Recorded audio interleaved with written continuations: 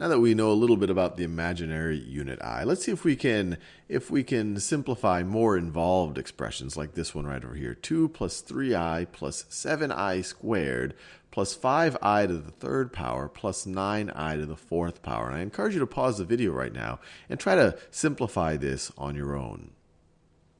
So as you can see here, we have various powers of I. You could view this as I to the first power. We have I squared here. And we already know that I squared is defined to be -1. Then we have I to the third power. I to the third power would just be I times this, or -I. And we already reviewed this when we first introduced the imaginary unit I, but I'll do it again. I to the fourth power is just going to be I times this, which is the same thing as -1 times I, that's I to the third power, times I again. I times I is -1, so that's -1 times -1, which is equal to 1 again. So we can rewrite this whole thing. We could rewrite it as 2 plus 3i. 7i squared is going to be the same thing. So I squared is -1. So this is the same thing as 7 times -1. So that's just going to be -7. And then we have 5i to the third power. I to the third power is -I. So this could be rewritten as -I. So this term right over here we could write as -5i, or -5i, depending on how you want to think about it. And then finally, I to the fourth power. I to the fourth power is just 1. So this is just equal to 1. So this whole term just simplifies to 9. So how could we simplify this more?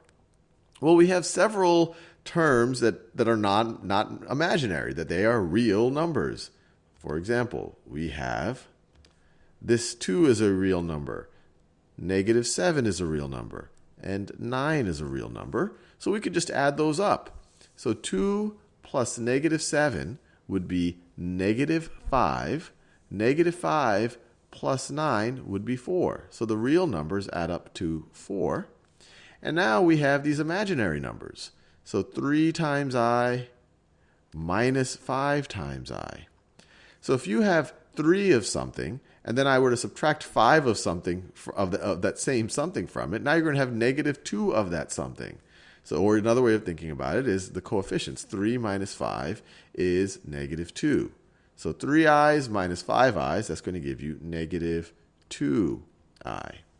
Now you might say, well, can we simplify this any further? Well, no, you really can't. This right over here is a real number. 4 is a number that we've been dealing with throughout our mathematical careers. And -2i, that's an imaginary number. Imaginary number. And so what we really consider this is this 4 minus 2i, we can now consider this entire expression to really be a number. So this is a number that has a real part and an imaginary part. And numbers like this we call complex numbers. It is a complex number. Why is it complex? Well, it has a real part and an imaginary part. And you might say, well, can't any real number be considered a complex number? For example, if I have the real number 3, can't I just write the real number 3 as 3 plus 0i? And you would be correct.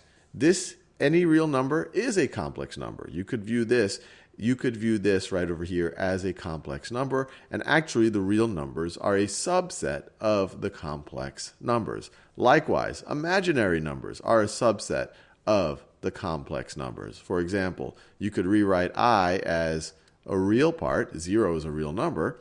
0 plus I. So the imaginaries are a subset of complex numbers. Real numbers are a subset of complex numbers. And then complex numbers also have all of the sums and differences, or all of the numbers that have both real and imaginary parts.